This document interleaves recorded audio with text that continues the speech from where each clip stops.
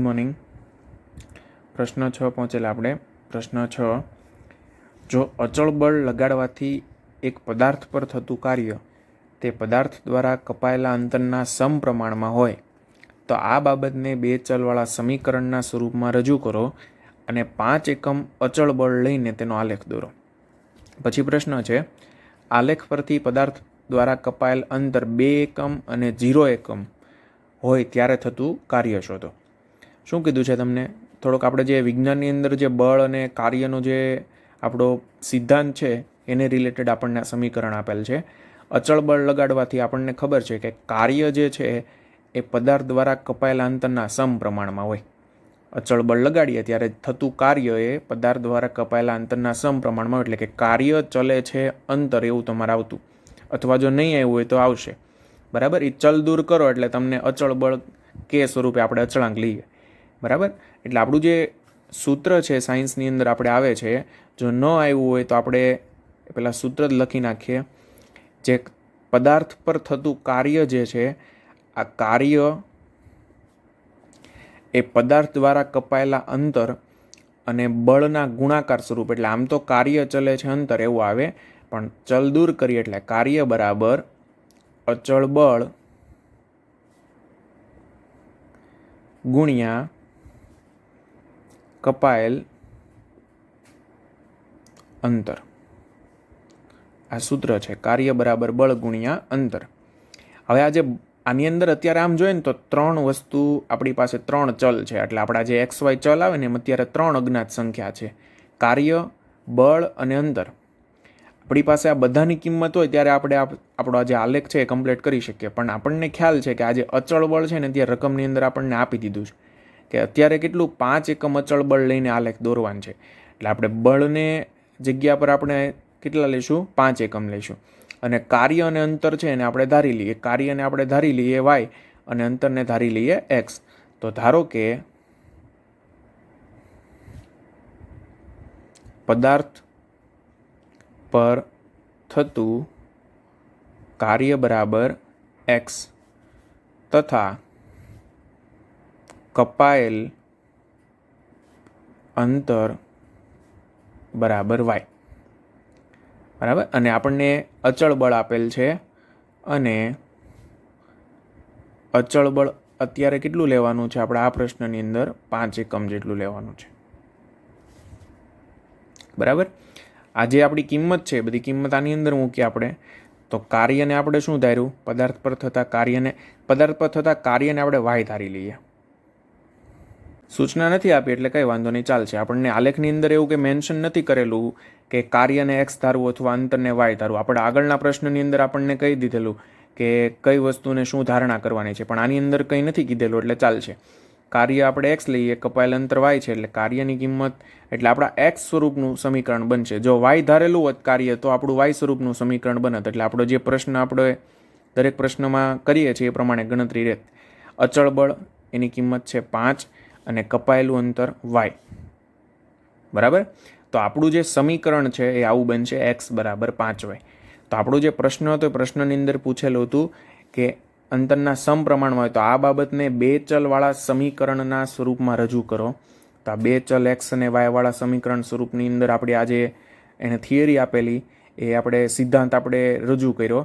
અને હવે શું કરવાનું છે? 5 એકમ અચળ બળ લઈને, એટલે આપણે કેની કિંમત 5 મૂકીને આપણે આલેખ દોરશું. એટલે x બરાબર 5y આનો આપણે આલેખ દોરીએ. તો આપણું જે સમીકરણ આપણે જે મેળવ્યું આ સમીકરણનો અડધોથી 1 માર્ક્સ પ્રશ્નની અંદર હોય છે. બરાબર. અને પછી જે તમે એનો આલેખ દોરો એના બાકીના 2 કે 3 માર્ક્સ જે હોય એ, અને આલેખની અંદર જે આ પ્રશ્ન જે બીજા પૂછેલા હોય એનો 1 માર્ક્સ. બરાબર. એટલે ટોટલ 4 માર્ક્સની અંદર આલેખ આપણો કમ્પ્લીટ થાય.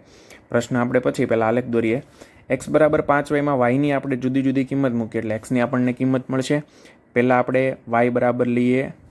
હવે જુઓ, y એટલે આપણે શું છે? કપાયેલ અંતર છે.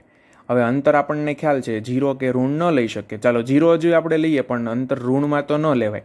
એટલે એક ફરીથી આપણે અહીંયા જે આપણે yની કિંમત મૂકશું એ ધન મૂકશું. બરાબર. તો કપાયેલ અંતર પહેલાં 0 લઈએ, તો y બરાબર 0 લેતા x બરાબર 5 કૌંસમાં yની જગ્યા પર 0, તો 5 ગુણ્યા 0 એટલે 0 થશે. તો y0 લીધું ત્યારે x પણ કેટલું લીધું, x પણ કેટલું મળ્યું, 0. સ્વાભાવિક છે કે કોઈ પદાર્થ હોય, આ પદાર્થ પર આપણે કંઈ કાર્ય જ નથી કરતા, અથવા તો પદાર્થે કોઈ અંતર જ નથી કાપ્યું, તો એના પર કોઈ કાર્ય થયું જ ન કહેવાય. એટલે કાર્ય 0 હોય ત્યારે કપાયેલ અંતર પણ 0 મળે, અથવા ઊંધું, જો કપાયેલ અંતર 0 હોય તો એના પર થયેલું કાર્ય કેટલું હોય, 0 જ હોય. બરાબર, આ સાયન્સની અંદર તમે આ શીખશો. એટલે y બરાબર 0 લીધું તો xની કિંમત પણ આપણને કેટલી મળી, 0.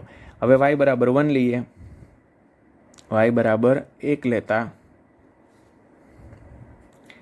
x બરાબર 5 બરાબર 5, y બરાબર 3 લેતા x બરાબર 5 બરાબર 15. yની કિંમત 3 લીધી એટલે 5 તેરી 15, 1 લઈએ એટલે 5 એકા 5, એટલે આપણને બિંદુ મળ્યા 0 0. પહેલાં એક્સયામ લખવાનું છે, એક્સયામ 0 ત્યારે yયામ 0, 5 1 અને 15 3 આ બિંદુઓ મળ્યા, 0 0. બીજું બિંદુ છે 5 1, ત્રીજું બિંદુ છે 15 3, એક્સયામ 15 અત્યારે yયામ કેટલો 3. તો આપણા જે બિંદુ, આપણને જે કોષ્ટક મળ્યું, આના આધારિત આપણે આલેખ ઉપર બિંદુઓનું નિરૂપણ કરીએ. ફરીથી આપણા જે બિંદુઓ છે, થયેલું કાર્ય અને કપાયેલ અંતર, એની કિંમત ધન જ હોવાની છે. એટલે આપણા બધા જ જે બિંદુઓ છે એ પ્રથમ ચરણના બિંદુઓ થશે, અને પ્રથમ ચરણના બિંદુઓ છે એટલે આપણે પ્રથમ ચરણને આ રીતે, પ્રથમ ચરણનો ભાગ જે છે એ આપણે મોટું દર્શાવશું. બરાબર, આ બીજું ત્રીજું ને ચોથા ચરણનું કામ નથી, એટલે આપણે એ ભાગ નાના રાખ્યા. બરાબર, ચાલો પહેલું બિંદુ છે 0 0. 0 0 એટલે આપણું કયું બિંદુ થશે, ઉગમ બિંદુ. તો O ઓફ આપણું પહેલું બિંદુ થયું 0 0. બરાબર, બીજું બિંદુ છે 5 1, એક્સયામ 5 અને yયામ 1, એટલે બીજું બિંદુ થશે 5 1.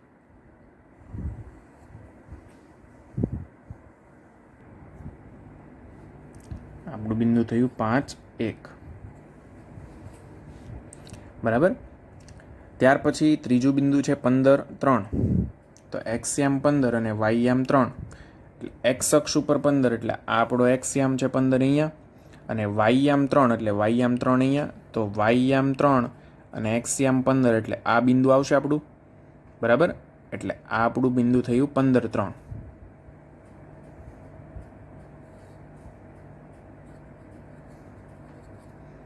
બરાબર, તો આપણને જે ત્રણેય બિંદુ મળ્યા, આ ત્રણેય બિંદુમાંથી પસાર થતી આપણે રેખા દોરીએ એટલે આપણને x બરાબર 5y વાળું જે આપણું દ્વિચલ સુરેખ સમીકરણ છે એને દર્શાવતી આપણને રેખા મળશે. બરાબર, આ ત્રણેય બિંદુમાંથી આપણે આ 5 1 અહીંયા દર્શાવી દઈએ, એટલે ત્રણેય બિંદુમાંથી આ પસાર થતી આપણને આમ રેખા મળે. બરાબર, અને એ આપણી કઈ રેખા થશે, x બરાબર 5y. તો આ ત્રણેય બિંદુને જોડીએ આપણે, તો આ પ્રમાણે આપણને રેખા મળશે. આ રેખા છે x બરાબર 5y. તો આપણે આ તરફ દર્શાવી દઈએ, x બરાબર 5y. બરાબર, ચાલો હવે આપણને પ્રશ્ન પૂછેલા છે, પણ પ્રશ્ન પહેલાં આપણે બીજી એક વસ્તુ સમજી લઈએ. જો તમે અહીંયા જે ધારણા કરો છો ને, આ ધારણા તમે જો બદલાવો, એટલે કે થયેલું કાર્ય જે છે એને આપણે x ધાર્યું, એની જગ્યાએ આપણે એને જો y ધારીએ, અથવા તો આ જે કપાયેલું અંતર છે એને આપણે x ધારીએ, એટલે કે ટૂંકમાં આપણી આ જે ધારણા છે, આ ધારણાને જો બદલાવી આપણે, આ કાર્ય અને આ અંતર જે છે એને, તો આપણો જે આલેખ છે ને, આલેખ પણ બદલાઈ જશે. એટલે આપણે અત્યારે થયેલ કાર્ય ધારો કે હું એને y દર્શાવું. બરાબર, તો કાર્યની જગ્યા પર શું આવશે, y, અને 5 આપણું જે અચળ બળ છે એમને એમ. પછી આપણું જે અંતર છે, આ અંતરને આપણે શું કરીએ છીએ, x ધારીએ છીએ, તો અંતરની જગ્યા પર આપણે x લખીએ, તો આપણું સમીકરણ બનશે x બરાબર 5, સોરી y બરાબર 5x, આવું બનશે. હવે આની અંદર તમે xની જુદી જુદી કિંમત મૂકો. બરાબર, એટલે કે x બરાબર તમે 0 લ્યો, તો આપણે x અને yનું કોષ્ટક આપણે એમ જ સમજી લઈએ. x બરાબર 0 લ્યો તો y બરાબર પણ આપણને 0 મળશે. x બરાબર 1 લ્યો તો x બરાબર 1 લેતા y બરાબર કેટલા મળશે, 5 એકા 5 મળશે. બરાબર, xની કિંમત આપણે કેટલી લઈએ, 1 લીધી છે, એટલે yની કિંમત આપણને કેટલી મળશે, 5 મળશે. xની કિંમત આપણે 3 લઈએ, આની અંદર જે લીધી છે 0 1 3 જ કિંમત આપણે મૂકીએ છીએ, તો yની કિંમત આપણને કેટલી મળશે, 3 5 15. તો આપણું આવું કોષ્ટક બનશે. તમને ખાલી એમ જ સમજાવું છું કે આ શું, આપણે જો ધારણા આપણી આ જે કાર્ય અને અંતરની બદલીએ તો શું થાય. તો આપણા બિંદુ મળશે પહેલું બિંદુ 0 0, તો આપણું ફરીથી 0 0 જે બિંદુ દર્શાવેલું તે જ બિંદુ થશે. બીજું બિંદુ મળ્યું આપણને 1 5, એક્સ યામ 1 અને વાય યામ 5, એટલે અહીંયા તમને બિંદુ મળે 1 5, બરાબર. ત્રીજું બિંદુ મળશે તમને 3 15, એક્સ યામ 3 અને વાય યામ 15, તો એક્સ યામ 3 અને વાય યામ 15, એટલે અહીંયા આ તરફ બિંદુ મળશે, એટલે એક બિંદુ અહીંયા મળશે, એક બિંદુ તમને અહીંયા મળશે, સોરી અહીંયા 1 5 અને આ 0 0, ત્રણેય બિંદુને દર્શાવો એટલે આ પ્રમાણે તમને ઊભો આલેખ મળશે. જેમાં આલેખ તમને આ રીતે મળ્યો એ આલેખ તમને ઊભો આ પ્રમાણે મળશે. તો એ પણ સાચો છે, એટલે પરીક્ષાની અંદર અથવા તો તમે બુકની અંદર જુઓ તો ઘણાનો આલેખ જો આ પ્રમાણે હોય તો તમને એમ થાય કે આલેખ જુદો છે, પણ જુદો નથી, એની ખાલી ધારણા જુદી કરેલી હોય, એટલે કે ઊંધી ધારણા કરેલી હોય. એટલે આ બંને પ્રકારે તમે આલેખ દર્શાવી શકો, બરાબર. ખાલી ધારણા ઉપર ડિપેન્ડ કરે છે. એટલે જ આ પ્રકારના પ્રશ્ન હોય ને એની અંદર એ લોકો દર્શાવે કે થયેલ કાર્યને એક્સ અને કપાયેલ અંતરને વાય ધારો અથવા લ્યો એવું કહે તમને, બરાબર. અથવા અંતરને એક્સ અને કાર્યને વાય લ્યો એવું તમને દર્શાવે રકમની અંદર. આ પ્રશ્નની અંદર નથી આપેલું, પણ મોસ્ટ ઓફ બધા પ્રશ્નની અંદર આપી દીધેલું હોય. એટલે જ આપણે સ્ટાર્ટિંગની અંદર ચેક કર્યું કે તમને આપેલું છે પણ નહીં આપેલું, તો એટલે આપણે આ એક્સ વાય જેમ ધારેલું એમ ધારીને આપણે આ પ્રમાણે કરી નાખ્યું, બરાબર. પણ આ પ્રમાણે પણ તમે કરી શકો. ચાલો હવે ખાસ ફરીથી આપણે એક્સ અક્ષ અને વાય અક્ષ શું છે એ આપણે દર્શાવશું. એક્સ અક્ષ એટલે આપણું શું છે, પદાર્થ પર થયેલું કાર્ય. એટલે અહીંયા આપણે દર્શાવવાનું પદાર્થ પર થતું કાર્ય અથવા પદાર્થ પર થયેલું કાર્ય. વાય અક્ષ ઉપર શું હતું, કપાયેલું અંતર.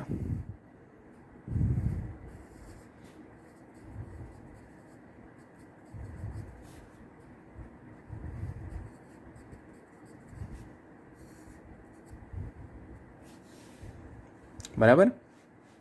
તો આ તમારો આલેખ થશે. ચાલો આવો જ એક આલેખ હતો આપણે ઉદાહરણની અંદર, જે બળ અને કાર્ય અથવા તો આ છે આપણો ઉદાહરણ 7. બળ અને પ્રવેગના વાળો સિદ્ધાંત આપેલો છે આ પ્રશ્નની અંદર. તમે જાણો છો કે વસ્તુ આપણે ત્યારે એટલા માટે જ રાખેલો કે આ બંને પ્રશ્ન સાથે આપણે કરી શકીએ. તમે જાણો છો કે વસ્તુ પર લાગતું બળ એ વસ્તુ પર ઉદ્ભવતા પ્રવેગના સમપ્રમાણમાં હોય છે. આ પરિસ્થિતિ દર્શાવતું સમીકરણ લખો, એટલે સમીકરણ લખવાનું છે અને આલેખ પર તે દર્શાવો, બરાબર. ચાલો આ પણ બળ અને પ્રવેગવાળો જ આલેખ છે. જે આપણું અત્યારે જે આ પ્રશ્ન કર્યો, આ પ્રશ્નની અંદર તમને કાર્ય અને અંતરનું સિદ્ધાંત આપેલો અને આની આગળના પ્રશ્નની અંદર બળ અને પ્રવેગનો આપેલો છે. એ પ્રશ્ન પહેલાં આના જે 2 સવાલ હતા ને સવાલ આપણે રહી ગયેલા એ કમ્પ્લીટ કરીએ. આલેખ દોરવાનો હતો ત્યાં સુધીનું આપણું કમ્પ્લીટ થયું, એટલે એમ ગણો 3 માર્ક્સ આપણે કમ્પ્લીટ થઈ ગયા. આ સિદ્ધાંત છે, આ સમીકરણ આપણે જે લખ્યું આ સમીકરણ તમે એટલું મેળવ્યું, આનો 1 અથવા અડધો માર્ક્સ. આલેખ કમ્પ્લીટ કરો એટલે 3 માર્ક્સ થઈ ગયા અને આ પ્રશ્ન તમારો 1 માર્ક્સનો. 2 એકમ, જો કપાયેલું અંતર 2 એકમ હોય અને 0 એકમ હોય તે ત્યારે થતું કાર્ય શોધો. પણ કોના પરથી, આલેખ પરથી શોધવાનું છે. જો આલેખ પહેલાં દોરો અને આલેખ પરથી પદાર્થ દ્વારા કપાયેલ અંતર 2 એકમ અને 0 એકમ હોય ત્યારે થતું કાર્ય શોધો. એટલે આલેખ ઉપરથી આપણે અંતર 2 એકમ હોય અને 0 એકમ હોય આપણે મેળવશું. તો અંતર એટલે આપણે શું ધારેલું છે, અંતરને વાય ધારેલું છે. તો વાય કેટલા હોય, 2 એકમ હોય, તો ત્યારે થતું કાર્ય એટલે ત્યારે એક્સ કેટલાય આપણે ચેક કરીએ. વાય બરાબર 2 એકમ હોય એટલે વાય અક્ષ ઉપર આપણે 2 એકમ અહીંયા, તો ત્યારે એક્સ યામ કેટલો મળે છે. તો વાય અક્ષને આપણે આ તરફ આગળ લંબાવીએ તો વાય યામ 2 હોય ત્યારે એક્સ યામ કેટલો છે 10. જો આને તમારે કઈ રીતે દર્શાવવાનું, તમને કપાયેલું અંતર તમને આપેલું છે, કપાયેલ અંતર કેટલું આપ્યું છે 2 એકમ, બરાબર. તો કપાયેલ અંતર એટલે આપણો વાય યામ છે. વાય યામ ઉપર 2 એકમ એટલે અહીંયા આવશે, બરાબર. આને તૂટક રેખા વડે અથવા સીધે સીધો આ તરફ આગળ આપણે લંબાવવાનું. આને લંબાવતા જે આપણું આ જે રેખા છે, આ રેખાની જ્યાં છેદે ને ત્યાં આપણે અટકી જવાનું, બરાબર. એટલે અહીંયા છેદે છે. ફરીથી કપાયેલું અંતર 2 એકમ લેવાનું છે, તો કપાયેલ અંતર 2 એકમ ક્યાં છે, અહીંયા છે. તો આ 2 એકમ અંતરને આપણે આ તરફ લંબાવશું. એ રેખાને જ્યાં છેદે ને એ બિંદુ આપણે દર્શાવીએ. આ રેખાને ક્યાં છેદે છે, અહીંયા છેદે છે. તો આ જે બિંદુ છે ને, આ બિંદુમાં આપણું કપાયેલું અંતર 2 એકમ છે, બરાબર. તો ત્યારે થતું કાર્ય કેટલું છે, કાર્ય એટલે આ એક્સયામ. હવે એને એક્સ અક્ષ ઉપર આપણે આગળ લંબાવીએ આ બિંદુને. આ બિંદુથી આપણે એક્સ અક્ષ તરફ આપણે આગળ જઈએ તો ત્યારે થતું કાર્ય આપણને કેટલું મળે છે? 10 એકમ જેટલું મળે છે. બરાબર. તો કાર્ય ત્યારે કેટલું હશે? 10. એટલે એનો મતલબ આ બિંદુ 10, 2 છે તો આપણને ખ્યાલ આવી જાય એક્સયામ 10 અને વાયયામ 2. પણ આપણે આ નક્કી કઈ રીતે કર્યું? આલેખ ઉપરથી નક્કી કર્યું કે કપાયેલું અંતર 2 એકમ હોય તો આ 2 એકમ તરફ આપણે આમ આગળ વધ્યા ત્યારે થતું કાર્ય કેટલું? તો કે 10 એકમ જેટલું. બરાબર. તો આપણો આ પહેલો પ્રશ્ન થયો કે કપાયેલું અંતર 2 એકમ હોય, આલેખ પરથી નક્કી કરો. એટલે આપણે આલેખ પરથી આપણે બિંદુ જોઈને નક્કી કર્યું. બરાબર. આની અંદર કિંમત મૂકીને પણ નક્કી કરી શકતા હતા, પણ કિંમત મૂકીને નથી નક્કી કર્યું. જો કિંમત મૂકીને ચેક કરો તો પણ તમને 10 જ જવાબ મળશે. આપણે અંતરની જગ્યા પર 2 મૂકો, અંતર એટલે વાયની જગ્યા પર 2 મૂકો તો 5 દૂન 10, એક્સયામ 10 મળ્યો આપણને. અને આલેખ પરથી પણ આપણને એક્સયામ કેટલો મળ્યો? 10 જ મળ્યો. આપણે 2 તરફથી આપણે આગળ ગયા એટલે એક્સયામ આપણને 10 જ મળ્યો. બરાબર. તો આપણા પ્રશ્નનો જવાબ આવશે, આ પહેલા પ્રશ્નનો જવાબ આવશે કે કપાયેલ અંતર 2 એકમ હોય ત્યારે થતું કાર્ય 10 એકમ જેટલું મળે. બીજો પ્રશ્ન છે આપણો 0 એકમ. ચાલો તો 0 એકમ હોય ત્યારે ચેક કરીએ. કપાયેલું અંતર 0 હોય તો આ કપાયેલ અંતર 0 અહીંયા છે. બરાબર. હવે આ જે 0 વાળું બિંદુ છે ને ત્યાંથી જ આપણી રેખા પસાર થાય છે. એટલે એનો મતલબ એક્સયામ પણ 0 છે એનો ને વાયયામ પણ 0 છે. તો કપાયેલું અંતર 0 હોય ત્યારે થયેલું કાર્ય પણ આપણને 0 જ મળે છે. જો આની જગ્યા પર આપણે 1 હોત ને કે કપાયેલું અંતર 1 એકમ, તો 1 એકમને આપણે આ તરફ લંબાવીએ એટલે એ રેખાને ક્યાં છેદે છે? અહીંયા છેદે છે. તો ત્યારે થતું કાર્ય કેટલું? 5 એકમ. 2 હોય તો આ તરફ આપણે લંબાવત, 3 હોય તો આમ લંબાવત. પણ કપાયેલ અંતર 0 હોય તો આ રેખા પણ ઉગમ બિંદુમાંથી જ પસાર થાય છે એટલે ત્યારે થતું કાર્ય પણ 0 જ મળે આપણને. બરાબર. તો આપણો બીજા પ્રશ્નનો જવાબ આવશે કે કપાયેલ અંતર 0 હોય ત્યારે થતું કાર્ય પણ કેટલું હોય? 0. તો આપણા બંને પ્રશ્નના જવાબ લખી નાખીએ આપણે.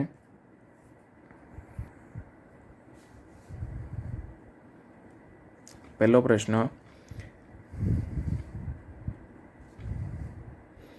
આલેખ પરથી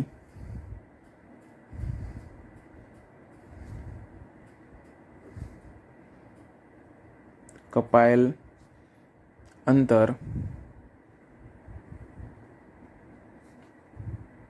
2 એકમ હોય ત્યારે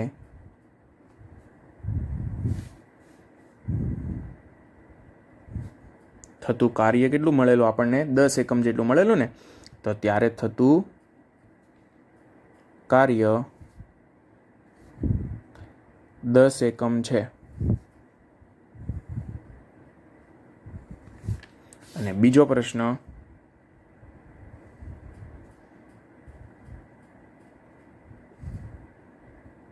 આલેખ પરથી કપાયેલ અંતર 0 એકમ હોય ત્યારે થતું કાર્ય 0 એકમ જેટલું મળે છે.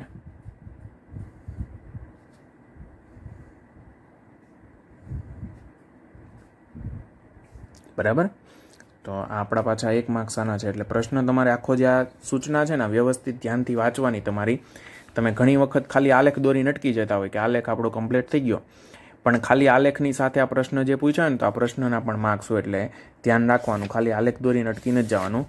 ચાલો ફરીથી આપણે આગળ ઉદાહરણ 7 પર આવી જઈએ. ઉદાહરણ 7ની અંદર વસ્તુ પર લાગતું બળ એ વસ્તુ પર ઉદ્ભવતા પ્રવેગના સમપ્રમાણમાં હોય છે. એટલે આપણને એક ફરીથી સાયન્સની અંદર સિદ્ધાંત આવે છે કે બળ ચલે છે પ્રવેગ. બરાબર. આ પ્રમાણે લખાય કે વસ્તુ પર લાગતું બળ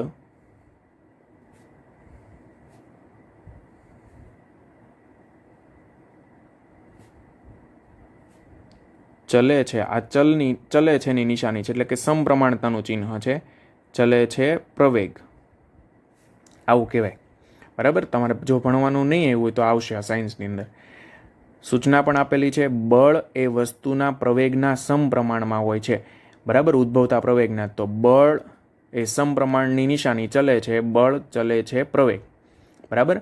હવે આ ચલ દૂર કરીએ એટલે કે આ જે સમપ્રમાણતા છે એ દૂર કરીએ આપણે તો આપણને અચળાંક લેવો પડે. અચળાંક કેટલો લઈશું આપણે? કે લઈ લઈએ. તો આ ચલે છે ની નિશાની દૂર કરતા બળ બરાબર કે ગુણ્યા પ્રવેગ આવું લખાય. આ કે શું છે? જ્યાં કે એ અચળાંક છે, જ્યાં કે બરાબર અચળાંક.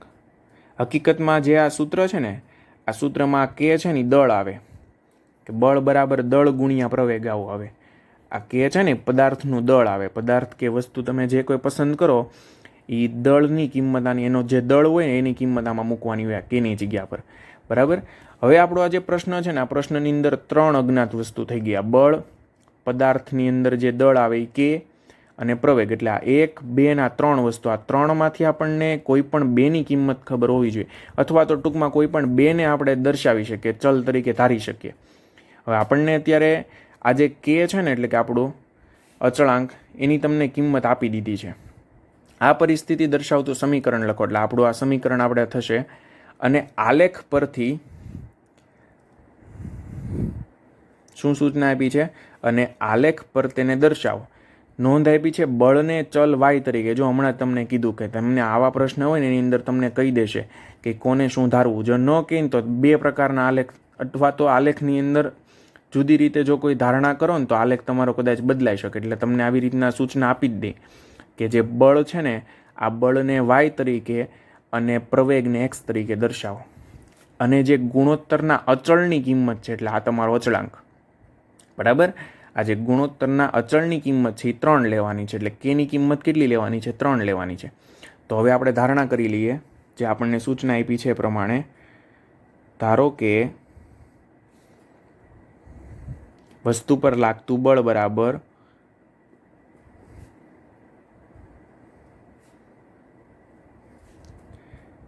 વાય, તથા જો અહીંયા સૂચના આપી છે કે બળને ચલ વાય તરીકે લ્યો, એટલે બળને આપણે વાય કહી દીધું, અને પ્રવેગને ચલ એક્સ તરીકે દર્શાવો.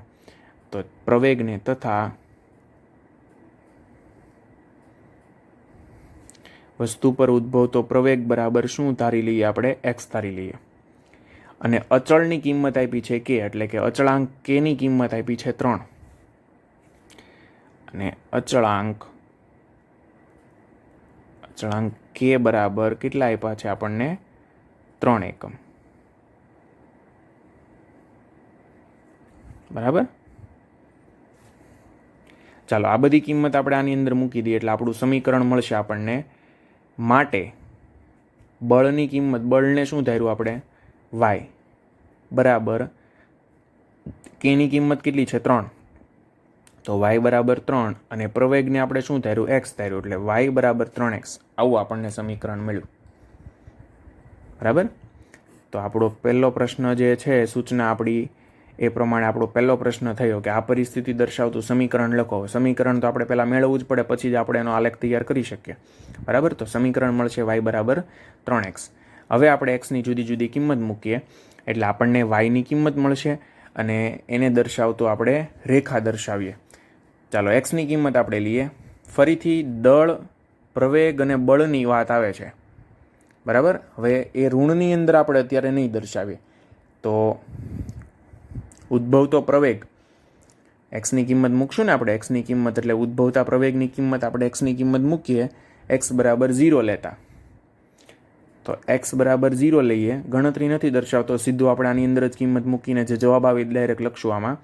એક્સની કિંમત 0 મૂકો તો 3 ગુણ્યા 0 એટલે 0 થઈ ગયું. તો વાય બરાબર આપણને 0 મળશે. બરાબર.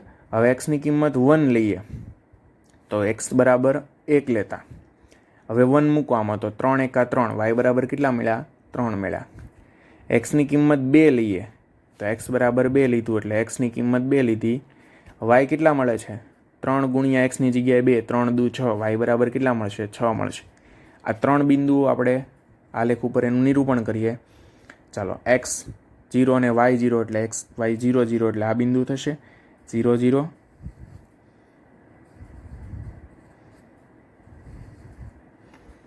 રેડી. બીજું બિંદુ છે 1 3. બધા પ્રથમ ચરણના જ બિંદુ છે, પણ નાના નાના બિંદુઓ છે. આગળનો જે પ્રશ્ન હતો ને એમાં 15 બિંદુ આવ્યું હતું, 3 15. તો એક્સ અક્ષ ઉપર 15 આપણે દર્શાવવા પડે. બરાબર. પણ આ રીતે જો 4 સરખા ચરણ દર્શાવે તો એક્સ ઉપર આપણે 15 આપણને ન મળે. એટલે આપણે શું કર્યું, આ પ્રથમ ચરણને મોટું દર્શાવી દીધું, આવી રીતના મોટું આવી રીતના કર્યું. એટલે પ્રથમ ચરણની અંદર 1 થી 15 આપણે બિંદુ દર્શાવી શકતા હતા. બરાબર. ચાલો અત્યારે આપણા બિંદુઓ નાના નાના છે. પહેલું બિંદુ 0 0 દર્શાવ્યું આપણે, બીજું બિંદુ છે 1 3. તો 1 3 દર્શાવી આપણે x યામ 1 અને y યામ 3, એટલે અહીંયા મળશે આપણને. એટલે આ બિંદુ થઈ ગયું આપણું 1 3. ત્રીજું બિંદુ છે 2 6, x યામ 2 અને y યામ 6, એટલે આ બિંદુ થશે. x યામ 2 અને y યામ 6. ત્રણે ત્રણ બિંદુમાંથી પસાર થતી આપણે રેખા દોરીએ તો આ પ્રમાણે આપણને રેખા મળશે. બરાબર. આ આપણી કઈ રેખા છે? આ છે y બરાબર 3x રેખા છે આપણી. બરાબર. તો આ જે બે પ્રશ્ન જે આપણે કર્યા, બંને પ્રશ્ન બળ અને પ્રવેગવાળા અને બળ અને કાર્યના છે, જે વ્યવસ્થિત તૈયાર કરજો. અને આ પ્રમાણેના પ્રશ્ન પૂછાય પરીક્ષામાં 4 માર્ક્સની અંદર. બરાબર. ચાલો, જો આ પ્રશ્નની અંદર તમને આગળ જેમ સવાલ પૂછેલા આ રીતના જો સવાલ પૂછે તમને, એટલે કે દાખલા તરીકે આપણે પહેલાં દર્શાવી દઈએ. એક્સ અક્ષ ઉપર આપણે શું લઈશું? તો એક્સ યામ આપણે કોને કીધો છે? પ્રવેગ છે. બરાબર. તો આ ઉદ્ભવતો પ્રવેગ છે આપણો એક્સ અક્ષ ઉપર. એટલે આ તરફ ઉદ્ભવતો પ્રવેગ,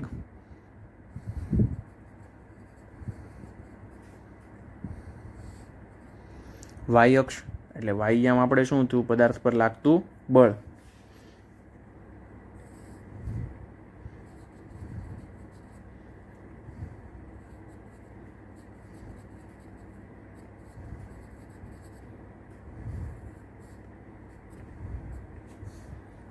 બરાબર. હવે આપણને પ્રશ્ન દાખલા તરીકે આગળ જેમ પૂછેલો એ પ્રમાણે પૂછી શકે કે પદાર્થ પર, એટલે કે પદાર્થ દ્વારા ઉદ્ભવતો પ્રવેગ એ 2 એકમ જેટલો હોય, અથવા તો આપણે લઈ લઈએ કે 3 એકમ જેટલો હોય, તો ત્યારે પદાર્થ પર કેટલું બળ લાગ્યું હશે, એવો તમને પ્રશ્ન પૂછે. કે પદાર્થ દ્વારા ઉદ્ભવતો પ્રવેગ એ 3 એકમ હોય, ત્યારે પદાર્થ પર લાગતું બળ શોધો. તો શું કીધું આપણને? પ્રવેગ આપણને આપ્યો છે 3 એકમ. તો પ્રવેગ એટલે એક્સ, એક્સની કિંમત આમાં 3 મૂકો તો વાયની કિંમત કેટલી મળશે? 3 તેરી 9. તો ત્યારે આપણને મળતો, એટલે કે પદાર્થ પર લાગતું બળ કેટલું મળ્યું આપણને? 9 એકમ જેટલું. પણ આ વસ્તુ આપણને આલેખ પરથી નક્કી કરવાની કીધી. તો આપણે આલેખ ઉપરથી નક્કી કરીએ. ઉદ્ભવતો પ્રવેગ આપ્યો તો આપણને 3 એકમ, તો આ 3 એકમ અહીંયા છે ઉદ્ભવતા પ્રવેગ. બરાબર. હવે આ જે 3 એકમ છે એને આપણે આ તરફ આગળ લંબાવીએ. આપણે એ આપણી આ જે રેખા છે y બરાબર 3x ક્યાં છેદે છે એ બિંદુ મેળવીએ. આ 3 એકમને આપણે આગળ લંબાવીએ તો y બરાબર 3x અહીંયા છેદે છે. બરાબર. હવે આપણને શું કીધું કે ત્યારે વસ્તુ પર લાગતું બળ કેટલું હશે? તો વસ્તુ પર લાગતું બળ એટલે y આમ આપણો. હવે y તરફ આપણે y આમ તરફ જઈએ તો y આમ આપણને કેટલો મળ્યો? 9. તો જ્યારે ઉદ્ભવતો પ્રવેગ 3 એકમ હોય ત્યારે તેના પર લાગતું બળ કેટલું હશે? 9 એકમ. એ જ આપણો જવાબ આવેલો, 3 તેરી 9, y બરાબર 9 આવેલો. તો આ પ્રમાણે આલેખ પરથી આપણે નક્કી કરી શકીએ. બરાબર. પોઈન્ટની અંદર પણ આપણે નક્કી કરી શકીએ. 1.5 હોય તો ત્યારે લાગતું, પદાર્થ પર લાગતું બળ કેટલું?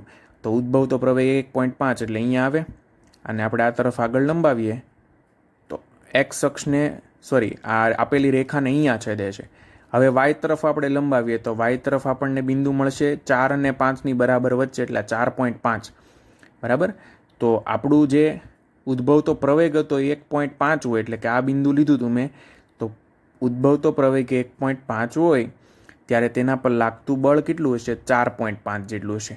એટલે તમને પોઈન્ટની અંદર પ્રશ્ન પૂછાય ને તો એ પણ તમે આની અંદરથી નક્કી કરી શકો. ને પ્રશ્ન જો થોડોક એવી રીતના ડિફિકલ્ટ કરીને અથવા તો ઓકવર્ડ કરીને પૂછવો હોય તો ટ્વિસ્ટ કરીને, તો આ પ્રમાણે જે પૂછશે પોઈન્ટની અંદર કે લાગતું બળ અથવા લાગતો પ્રવેગ એ પોઈન્ટમાં આપે 1.2 1.4, તો આની ઉપરથી તમારે નક્કી કરીને કહેવાનું.